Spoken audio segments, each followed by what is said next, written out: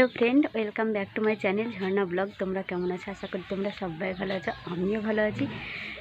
তো আজকে একদম মানে প্রচণ্ড কুয়াশা এসেছে। আজকে কি বলবো তোমাদেরকে। তো সকালে তো আমার স্নান হয়েই গেছে 5টার সময়, আমার পুজো টুজোও কমপ্লিট হয়ে গেছে। তো এদিকটাতে একটু এলাম, আর আমার দিদি এসছে, তো এখন চা খাচ্ছে আর আমি পুজোটা দিলাম। আর এখনও কেউ উঠতে চাইছে না, জানো তো। এতটা কুয়াশা, মানে এতটা কুয়াশা কোনো দিন আসেনি।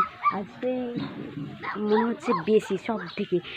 তো কেউ মানে আমি যখন উঠি বাসন মাজি স্নান করে আসি, তখন তো কেউ ছিল না, আমি একাই স্নান করছিলাম। তারপর বাড়ি এলাম, এখন সবাই চাটা খাচ্ছে। আর তোমরা তো দেখলে আমার পুজো কমপ্লিট। তো তোমাদেরকে একটু শেয়ার করবো এদিকটা, সেই জন্য আমি এলাম, কুয়াশাটা তোমাদেরকে একটু দেখাবো। আর হ্যাঁ বন্ধুরা, প্রথমে একটি লাইক দিয়ে আমার ভিডিওটা কিন্তু দেখা স্টার্ট করো।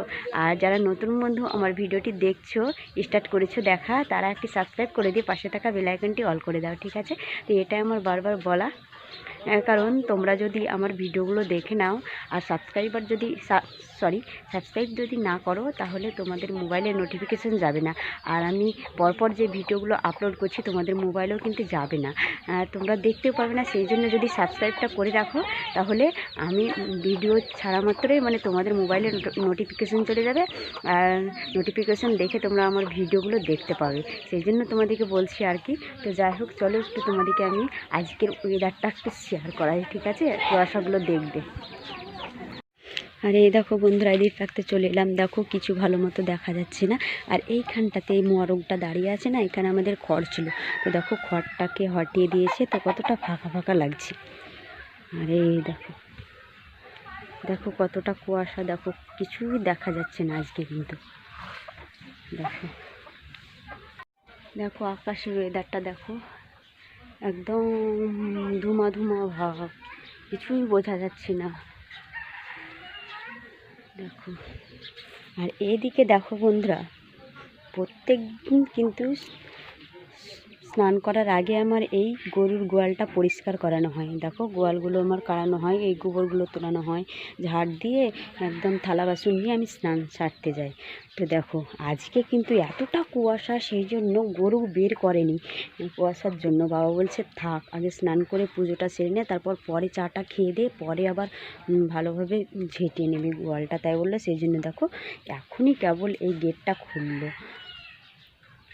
দেখো তাকাচ্ছে, দেখো তো গেটটা কেবল খুললো। তো এখন চাটা খাবো, তারপরে গোয়ালটাকে পরিষ্কার করবো।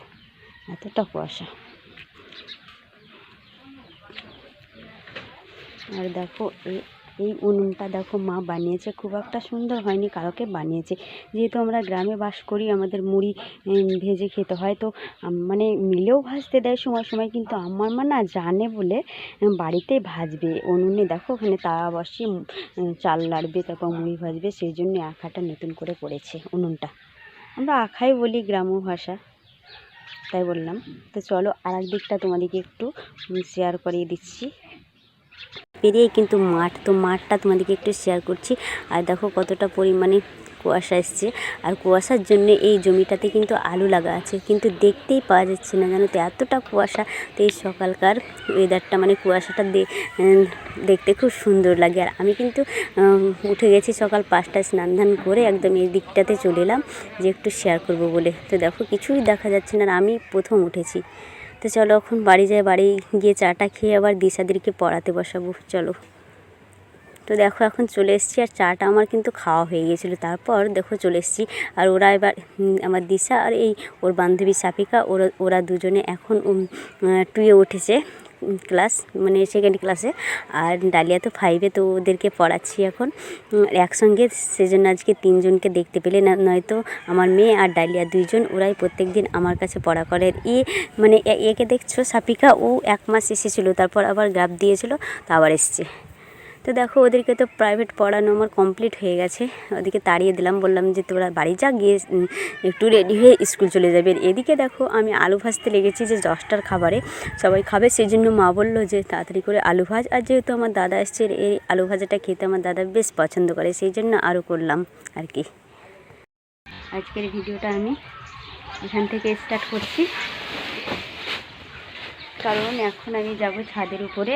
আর ছাদের উপরে মেলে দেওয়া আছে আমাদের চালের আটা। তো মা বললো চালের আটাগুলো তোমরা তো জানোই যে আগের ভিডিওতে পিছিয়ে এনেছিলাম, তো সেগুলো তো তো রৌদ্রু দিতে হবে। রৌদ্রু যদি আবার না দিই না, তাহলে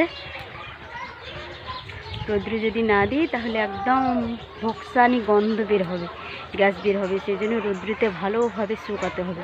তাই মা রৌদ্রুতে দিয়েছে, এখন 4-5 দিন দিয়েই যাব। চলো নাড়া দিয়ে নিই। তো এই দেখো বন্ধুরা,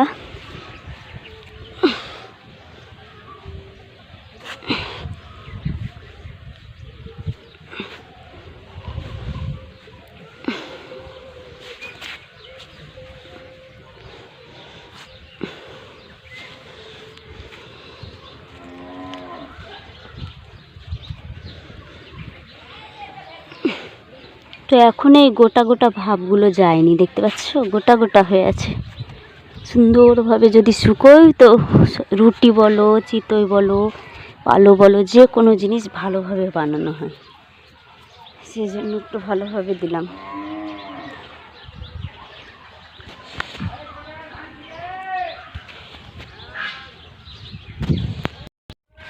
তো চলো বন্ধুরা নিচে যাই। মা রান্না চাপিয়ে দিয়েছে, আর আজকে আবার একাদশী, আমরা কোনো কিছু খেতে পাবো না আজকে একাদশী, মানে আজকে সারাদিনটা উপবাস। কালকে 9:30 কিংবা 10টার সময় খেতে পাবো। আজকে তো আমরা কোনো কিছুই খেতে পাবো না। তো মা তো রান্না চাপিয়ে দিয়েছে। আর হ্যাঁ, একটা কথা বলাই হয়নি তোমাদেরকে, আমার দাদা এসছে ছোটদা বাড়ি। তো আমার মেয়ে তো খুব হ্যাপি, তো আজকে এসছে, তো ওর জন্যই আরও সকালে আলু টালু ভাজা হলো। এখন রান্না বান্না তো চলছে, মাছ নিয়ে নিয়েছে আজকে। তো চলো।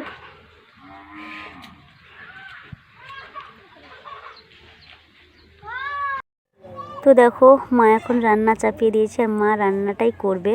বলছিল আজকে বাড়িতে আছে, আমি রান্না করব। আর দেখো লঙ্কা গুঁড়ো একটু কম হয়েছে বলে মা লঙ্কা গুঁড়ো একটু দিয়ে দিচ্ছে। আর আমার তো কোনো ব্যাপার না, যত ঝাল দেবে তত ভালো। আর কিন্তু বাড়ির সবাই মানে ভালোবাসে না, এত বকা দেয় আমাকে, তাও আমি দিয়ে দিই। তো বন্ধুরা দেখো আবার চলে এলাম একটু ফ্রেশ হয়ে।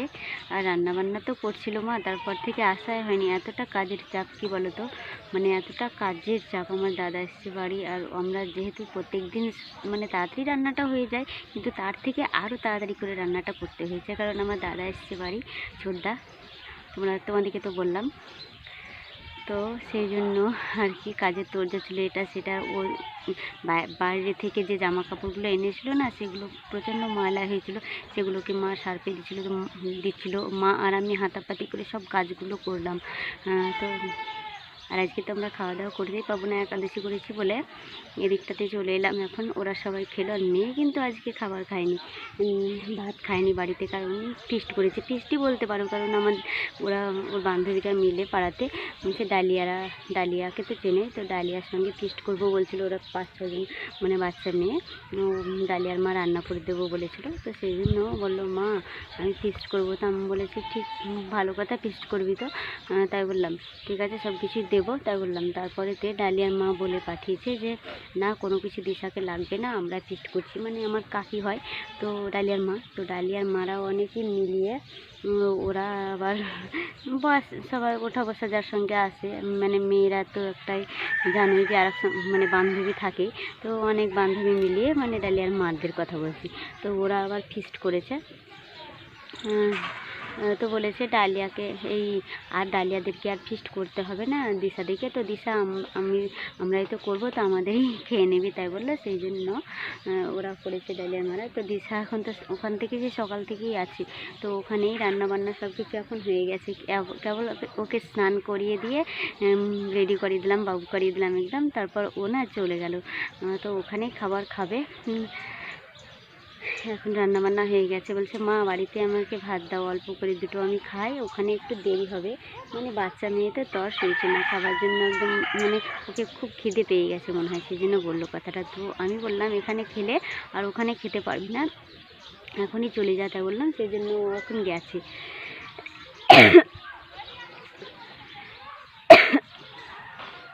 তো আশাই হয়নি, এদিকে একটু চলে এলাম।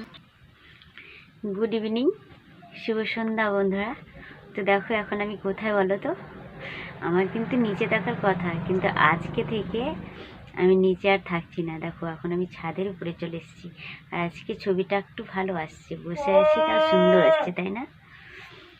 তো আমার দাদা তো এসছে, তো দিশার আমি যেখানে শুতাম আর কি ঘরে, তো সেখানে আমার ছোটদা শুবে, সেই জন্য ওপরে আমার দাদার আমার দিদির ছেলে যেদিন থেকে এসছে ও আর আমার দাদার ছেলে দুজন মিলে শুয়ে থাকতো। তো এবার আমরা তিনজন মিলে শুয়ে থাকছি, দিশা, আমি আর আমার দিদির ছেলে। তো তিনজন মিলে আমরা এখন দেখো বিছানা পেতে নিয়েছি। তো আমি এখন একাই আছি, শুভ আর ওরা, আমার দিদির ছেলে একটু পরে আসবে, আর আমার মেয়ে তো বারবার যে ছাড়া আসছে, মানে যাচ্ছে আর আসছে, এতটা দুষ্টুমি করছে।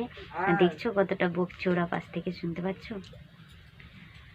তো এবার আর উপবাস আছি বলে তো কোনো কিছু খাবোই না। দিশার তো এই দেখো খেয়ে দে, এই দেখো দিশা চলে এলো, হাই করে দাও, হাই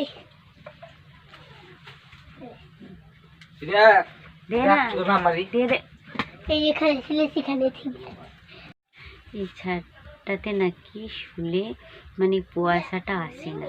আর মানে আমি দেখেছি আমার শ্বশুর বাড়িতে শুয়ে থাকতাম, তো মানে টিনটা একটু নিচে ছিল, তো এতটা মানে কুয়াশা টপ করে পড়তো আর এত ঠান্ডা লাগতো কি বলবো। কিন্তু আমাদের এই ছাদটাতে না মানে উঁচু, তো সেই জন্য অতটা কুয়াশা টুয়াশা কোনো কিছু আসে না, টপ করে লিহর পড়ে না, বেশ ভালো লাগে, গরম ধরে থাকে।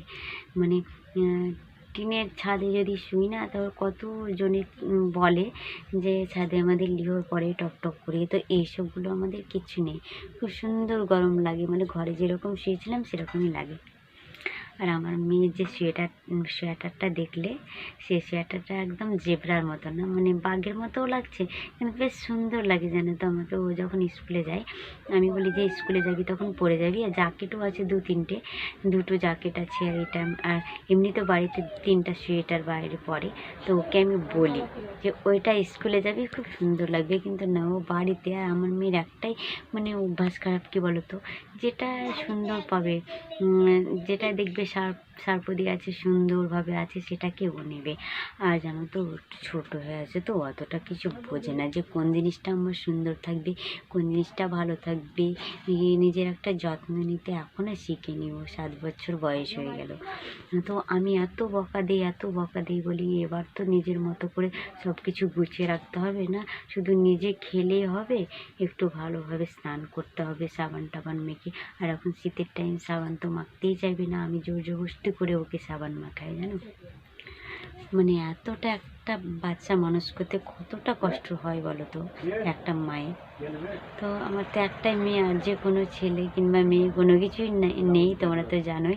তো একটা মেয়ের পেছনে এত বকতে হয় আমাকে, কি বলবো।